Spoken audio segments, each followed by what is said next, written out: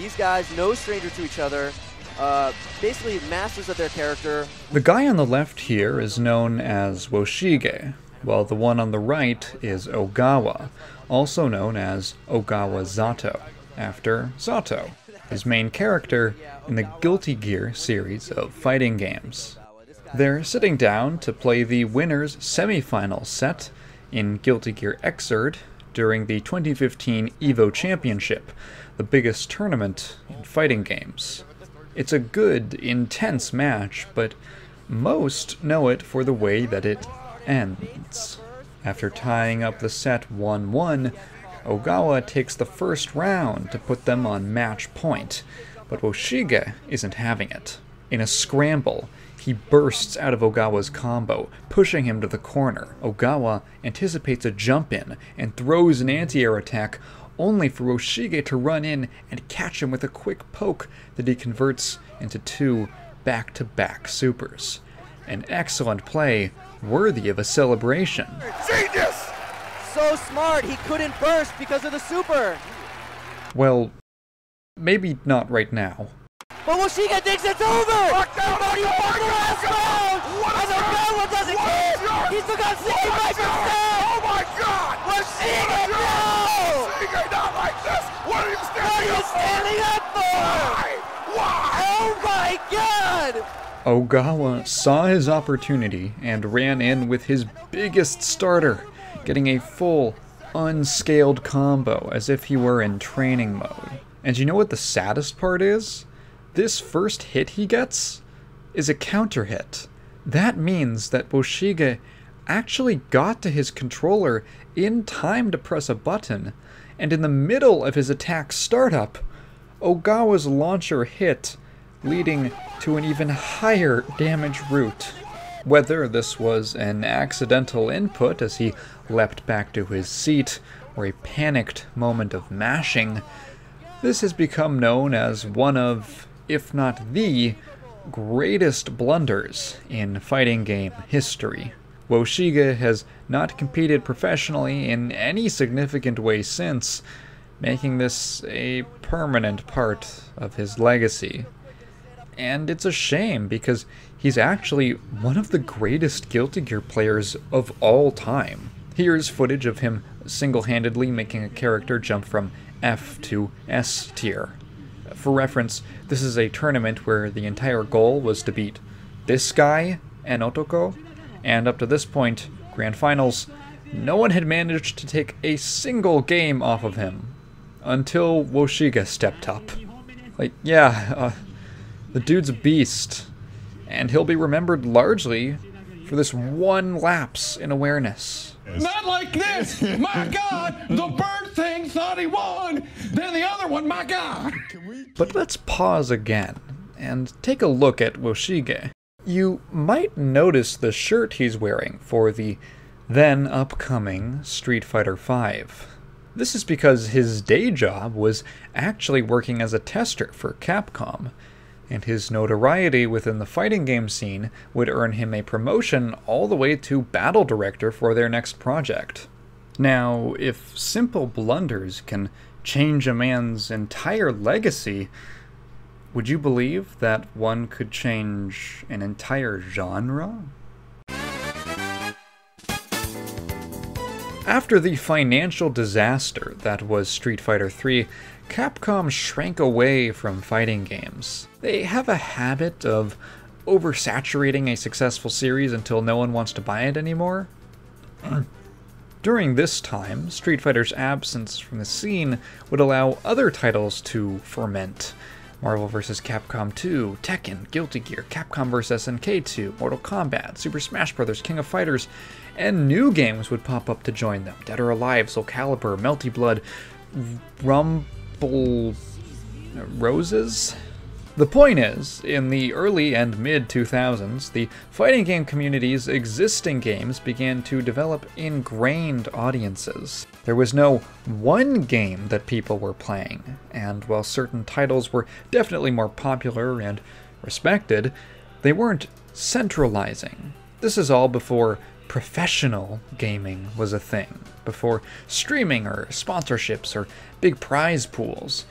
people were getting together and dedicating hundreds of hours of literal blood, sweat, and tears because these games were just, I don't know, just tight as fuck. Oh God! Run it back, Steve H! Run it back, Steve H! Run it back! Run it back! Let's go! Great ball by Steve Harrison! Steve H! Because of this underground, underdog nature, and the fact that arcades were naturally accessible by all sorts of communities, the FGC, as it's called, grew attached to the idea of grassroots. And then, in 2009, Capcom dropped Street Fighter IV, a second win for the entire scene. SF4 was a cultural behemoth, expanding the fighting game audience to more people than ever, and the more casuals, the more of them get competitive. Major tournaments saw blowout numbers of entrants that just kept climbing every year. Something else also released in 2009. An indie studio's first game, a meager little title called League of Legends. What started as a mod for Warcraft 3 had blossomed into a full-fledged game that, by its second season, was already pulling in millions of viewers and setting prize pool records. Esports had been a thing for years at this point, but outside of places like Korea, it was a niche hobby at most. Riot Games had changed that. They took the idea global and proved that there was interest to be found and money to be made. Heading into 2013, Capcom would begin work on the sequel to Street Fighter IV, and this time, they wanted that esports money. 1.5 years go by, and a year before launch, they dropped this weird trailer? Not weird in that there's anything wrong with it, but it focuses almost entirely on the competitive scene, with almost no gameplay. I'm not kidding when I say that the first look almost everyone had of Street Fighter V was this. The game just kind of goes by like, we know what it is to look up at an impossible challenge and push forward anyway. Oh, is that it? You go again. Is that the game? You failed. The game's release would be pinned to February 16. And in late January of that year, Capcom announced a special event, an exhibition match to show the game off the day before it dropped. The first competitor, Daigo, the Beast Umehara. He should require no introduction, but for those unaware, Daigo is one of the de facto greatest fighting game players of all time. Obviously, his most famous moment is something you, may have seen before.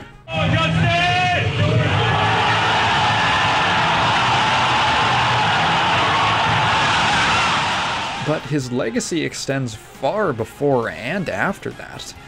To this day, as he reaches his 40s, he is still competing at the highest level, a feat unheard of for professional gaming.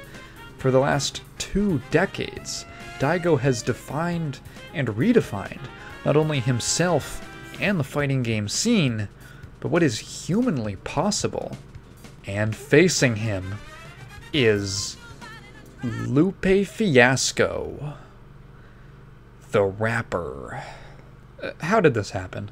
Well, that same January, Lupe made a few tweets about Street Fighter, and a fan asked if he watched EVO, to which he replied, only to study Daigo. Markman, a well-known player and community member who belonged to the same team as Daigo, remarked, "Hi, I'm Mark with Mad Cats.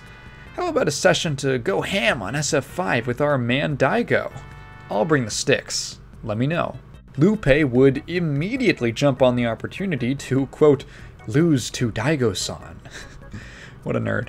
Honestly, this is a genius marketing stunt. Lupe seems genuinely passionate about fighting games, and his involvement was the highest profile the competitive scene had had to that point. Well, besides the... It was a big problem for professional gamer Woshige, who celebrated...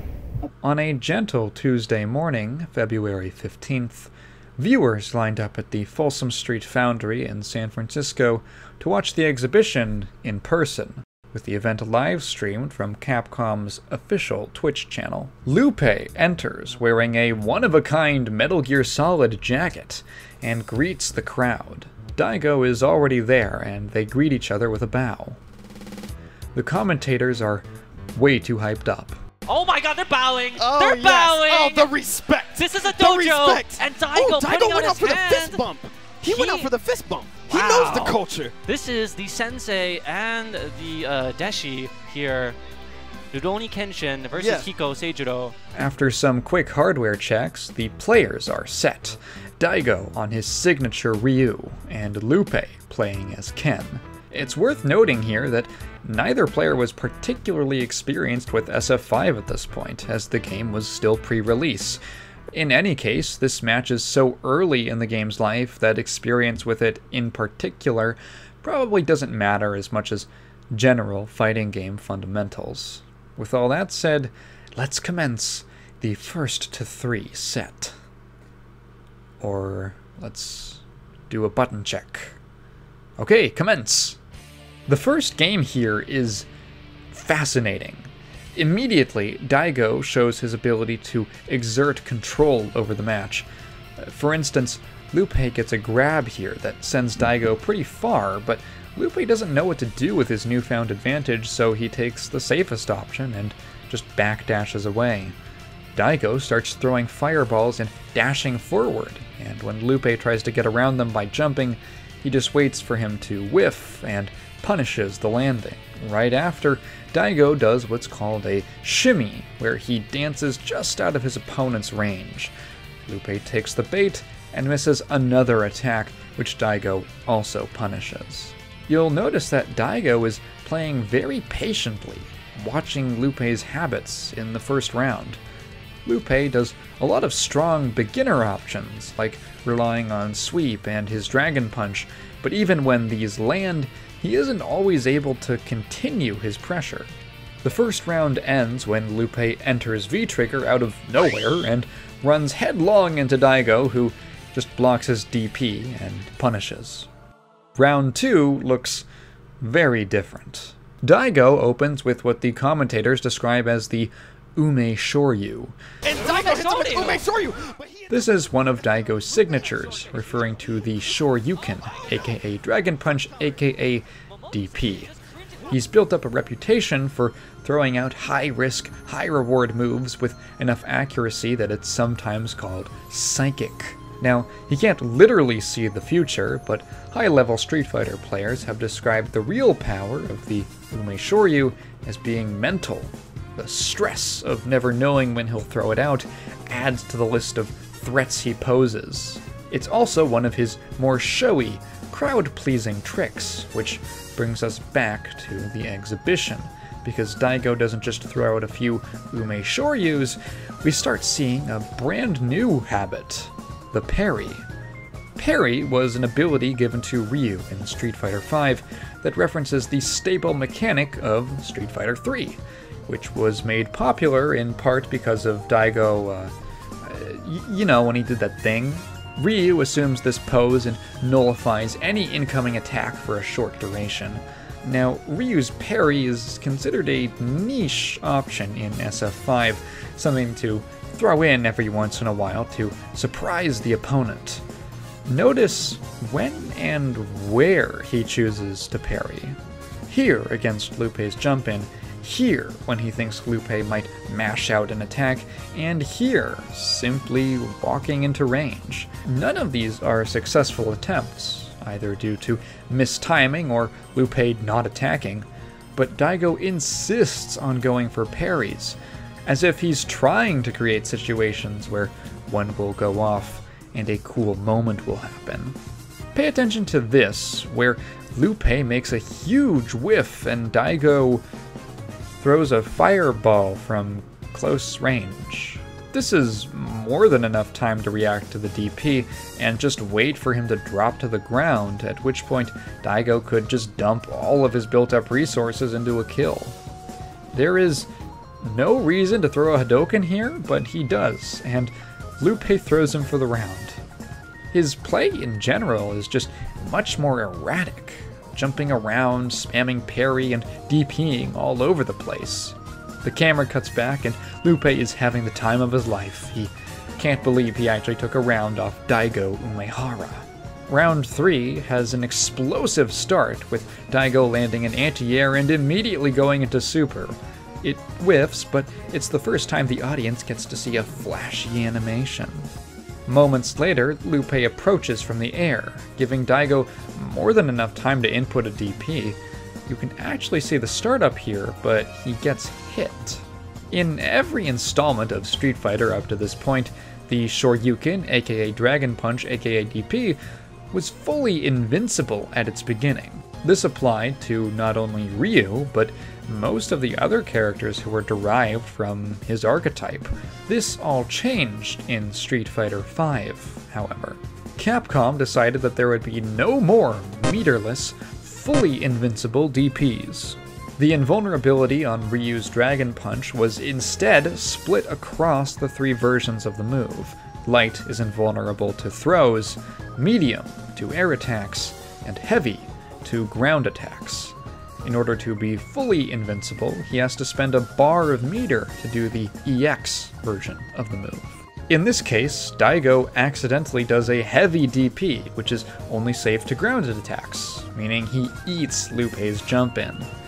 As soon as Lupe gets the life lead, Daigo slows down dramatically, blocking and punishing in a way that looks a lot more like round 1. Ultimately, after exchanging a few more blows, he whittles down Lupe's health, but comes within a single hit of losing himself. Daigo mistimes his combo, and Lupe gets a throw, taking game 1. He pops off, the crowd goes wild. To the average spectator, this seems like a surprisingly close matchup, and going into game 2... Oh god! But he's gonna get punished for this!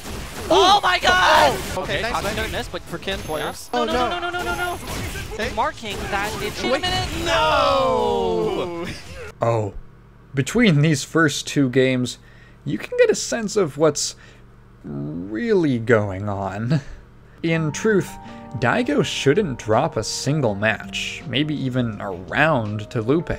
His basic fundamentals and analytical ability are more than enough to make this an easy win. Now that he's had a game to figure out Lupe's habits, he simply waits for him to make mistakes and punishes accordingly. Things like jumping too much, using DP on wake up, or mashing buttons when the pressure gets laid on. I want to make it clear that Lupe isn't terrible. This isn't a case of some clueless celebrity getting paid to promote a game that they have no interest in and have never heard of. A lot of his play is solid for a beginner or intermediate level. It's just that Daigo's seen all of that and knows how to get around things like fireball zoning, for instance. I actually like this moment from Lupe, where he tries to follow up an anti-air with a DP. This is actually a combo that would work in Street Fighter IV, but 5 dramatically toned down what moves can juggle opponents. He's definitely got experience, it's just not applying here. This second game is surgical from Daigo, and one would think that from this point on, it's a wrap. Not so. Daigo opens game 3 strong and gets a lot of chances from Lupe. When Lupe gets an advantage like a knockdown or the corner, he doesn't always know what to do with it and just takes the safe option of backing off, just like before. Daigo eats a jump in, and when pushed back to the corner, goes for a parry. This misses and he takes some more damage, giving Lupe the lead. After this, Daigo mixes in a lot more of Ryu's slower, riskier attacks. This moment is interesting. Lupe makes a huge whiff, and Daigo could easily finish him with a heavy punch into DP, but opts for the DP alone, leaving him on just a pixel. All of these little mistakes seem easily exploitable, but Daigo just doesn't. It's like he's controlling the pace of the game to create a constant back and forth. Spoiler alert, Game 2 would be the only one to end in 2 rounds, every other match goes down to the wire, with one of them barely pulling a victory from the scramble. Well, while it isn't confirmed, many believe this set to be staged. Now, do I think it is? Partially. I do think that Daigo is intentionally letting Lupe win at points, but I don't think the organizers put him up to it. If I had to guess, this was his decision, and to understand why, you kind of need an understanding of his mindset. Daigo is an OG of competitive gaming, and for the majority of his life, he'd basically been doing it out of passion. He's spoken before about a kind of responsibility he feels towards Street Fighter. じゃん。で、それをじゃあプロの人たちがやってなかったら終わってたんじゃないですかっていう指摘は、これは俺は本当に調子乗んだって思われるかもしれないけど、いやマジでそうだと思う。うん。俺たちプロが、本気で取り組んでやってなかったらスト5はマジで終わってたと思う。いやそれってすごい仕事をしたってことじゃないって思うんだよね。まあ一応それで飯食ってその世界にいる奴らの力でなんとか持たしたっていうのはめちゃくちゃ仕事としてやりがいを感じれる部分じゃない？実際それでさみんな生活してるから文句はないはずなんだよ。みんな別に感謝はあると思うんだよね。やったぜみたいな風に思ってる人はいなくて、スト5に関してはね仕事をさせていただきました。うん。俺たちが一丸となってやってなかったら、終わってたと思います。This is just speculation, but I've always suspected that he feels indebted to the fighting game scene and wants to see it grow. In a tournament setting, that means playing his best and showing what the highest level of play looks like. But in an exhibition match like this, something that's meant to go to a wider audience, it's different. It wouldn't be a great spectator experience to just watch Daigo plow through Lupe, so when he gets the lead, he kind of eases up on the gas, so to speak. He goes for flashier plays like cross-ups, he baits cool-looking parries, he dumps resources to put sparkly visual effects on screen. He takes Game 3 as Lupe starts to panic and throw out unsafe options, or just straight up whiffs a throw from half-screen. In the face of his loss, Lupe asks for a stick replacement. I don't know if there was really a hardware issue or if it was just placebo, but hey cameraman, come on. Anyway, notice anything here? Yep, a bunch of parries from Daigo, right after getting the lead in the set. Oh, speaking of, here's a funny interaction.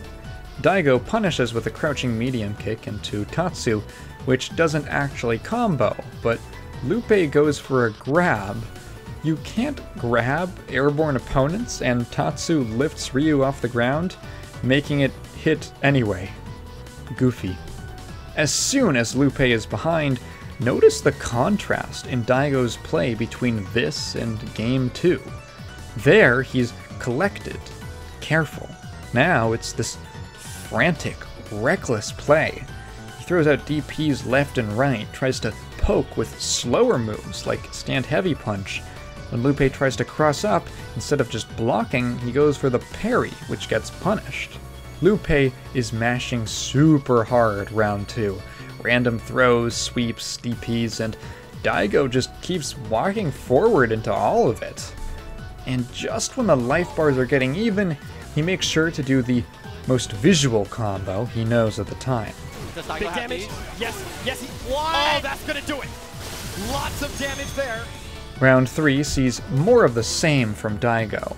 Random parries from full screen, risky sweeps, reckless dashes, until he gets to a sliver of health, and then the patient play returns. An anti-air here, a shimmy there, until Lupe does a surprise DP for the game.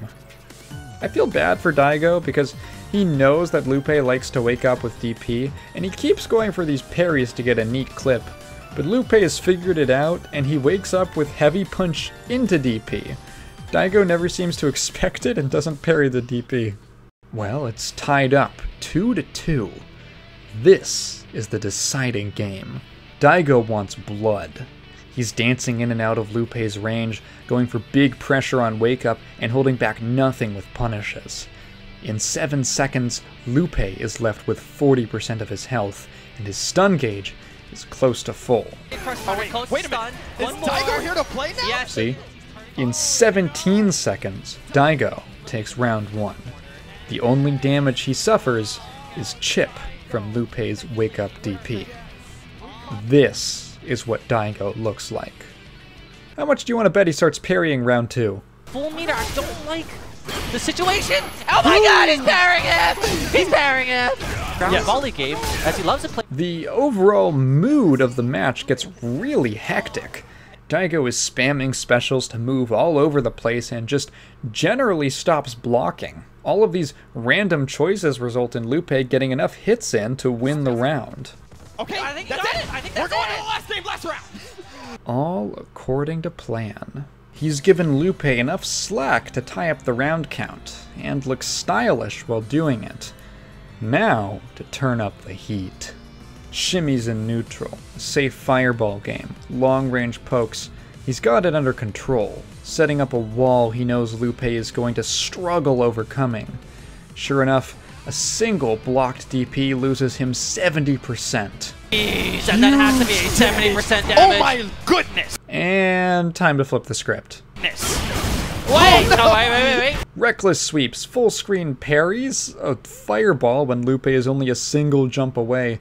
Not only is he getting all the big zany moments he's fishing for, it's bringing the game ever closer. A casual observer might think it really is anyone's set. At 68 seconds, Daigo blocks a jump in the corner, only to be thrown when he probably could have safely jabbed here. Lupe's next poke connects and Daigo blocks the EX fireball, punishing with a short combo of his own. Lupe is now within a single blow, and Daigo? He is too, but all he has to do is sit back and play safe, waiting for Lupe's next mistake. He even pops V-Trigger, which enhances Ryu's fireballs. Lupe anticipates a projectile and makes a wild leap forward. Exactly what Daigo was looking for. He inputs the Dragon Punch, and as Lupe hurtles towards him, Daigo does the wrong DP. Don't. He got the uppercut! That's right. Remember our little lesson on the changes to Ryu's DP in SF5? If you recall, this version, where the smoke is around Ryu's fist, is the heavy version of the move. But that's not what he needed. He should have used the medium version, which will blow through jumping attacks. He kept such a tight leash on the pace of the set, masterfully weaving a tale of David versus Goliath, showing off not just his skill as a veteran, but his opponent's gumption. For the sake of the game, to bring it to a wider audience. I wholeheartedly believe that Daigo's intent was to win the set, but make it close enough that spectators could still say, "Oh, but man, Lupe put up a good fight. It could have been anyone's game." The moments after are filled with confusion, not just from fighting game fans who were in shock from the results, not just from Daigo, who looks a little but mainly from Lupe, who didn't realize they were playing to 3 and that he just won. Daigo needs to get on that return ticket. You're the best, A Lupe! return ticket back to Nippon. Lupe is a good sport, and even gifts Daigo his jacket. He then runs to the commentary room and assaults Mike Ross. My goodness! Jesus Christ! And here's the victor! He is popping off!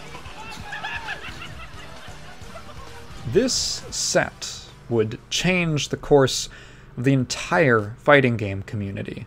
Street Fighter is an example of what I like to call a barometer brand. If Street Fighter is doing well, the fighting game genre in general is doing well. And Street Fighter V did not do well, at least not at launch. The game was plagued with a small roster and bare-bones content that turned casual players off. What is disappointing about it and what needs to be said is it's lacking, seriously lacking content, or surprisingly lacking content. Meanwhile, Capcom tried to appeal to casuals by making the competitive parts of the game easier. As you might expect, casuals didn't even understand the game well enough to appreciate these changes, and competitive players resented them because it makes it like a baby game or something. For him, like, it's like elementary school students creating the patch. It was a big production that got broadcast on ESPN, and a few of the risque animations were even adjusted to better fit with cable standards of decency. It was a lot, really fast. This was a scene whose culture had formed in sweaty arcades and, at its most extravagant, hotel ballrooms. The term esports became a dirty word in the FGC and still is to an extent, symbolizing this corporate disconnect from what made it special in the first place. What the fuck is this game? This is Fate Unlimited Code. This is some real ass shit. This is fuck. Real men play this. This is fuck. You want sex? This is fucked. Days later, Esports Best of 3 would host an interview with Peter Rosas, better known as Combofiend. Combofiend was a well-liked tournament player, best known for his epic comebacks. For instance,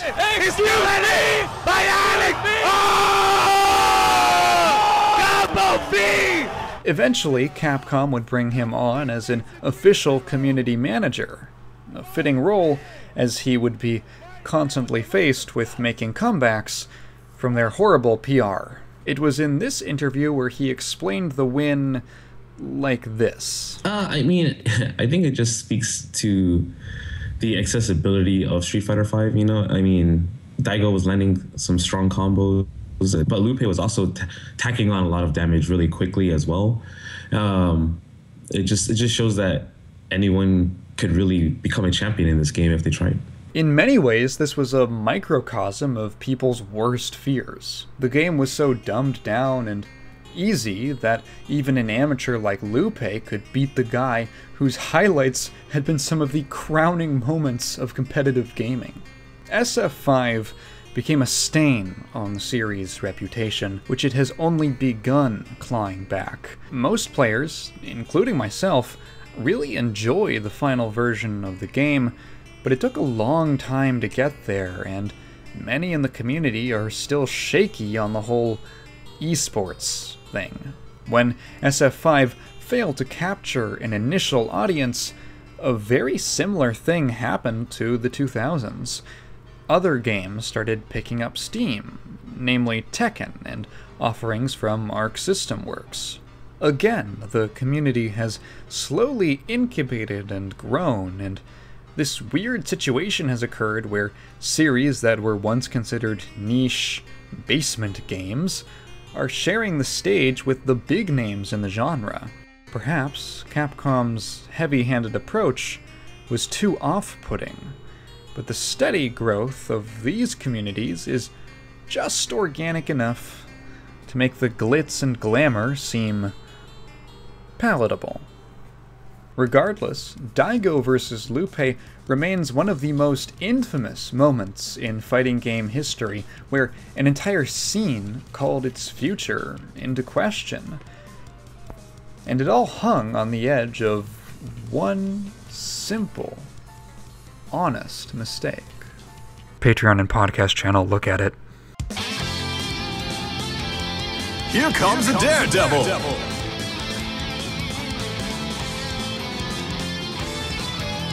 Game over!